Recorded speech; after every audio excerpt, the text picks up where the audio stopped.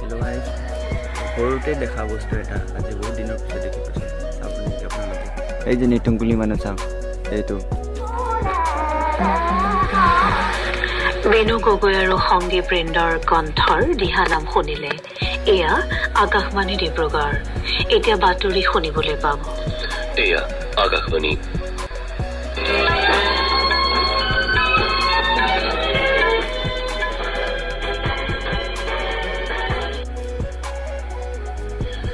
বাতৰিৰ সৈতে মই কুমাৰ দেৱী দাস।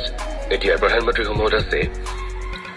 দিল্লীৰ লালকিল্লাৰ সমীপত সন্ত্ৰাসবাদীয়ে সংঘটিত কৰা বিস্ফোৰণৰ ঘটনাত কেইবাগৰাকীও লোকে প্ৰাণ হেৰুওৱাক লৈ গভীৰ শোক প্ৰকাশ কৰি কেন্দ্ৰীয় মন্ত্ৰীসভাই এটা প্ৰস্তাৱ গ্ৰহণ কৰিছে। দেশত বিগত দশকত দিল্লীৰ লালকিল্লাৰ সমীপত সন্ত্ৰাসবাদীয়ে সংঘটিত কৰা বিস্ফোৰণৰ ঘটনাত কেইবাগৰাকীও লোকে প্ৰাণ হেৰুওৱাক লৈ গভীৰ শোক প্ৰকাশ কৰি কেন্দ্ৰীয় মন্ত্ৰীসভাই কালি এটা হাই কৈ দিয়া বহুত দিনৰ পিছত, বহুত বছৰৰ পিছত মন্ত্ৰীসভাই প্ৰতিগৰাকী ভাৰতীয় লোকৰ কল্যাণ আৰু জনসাধাৰণৰ সুৰক্ষাৰ প্ৰতি চৰকাৰৰ অংগীকাৰবদ্ধতা পুনৰ প্ৰকাশ কৰে। বৈঠকৰ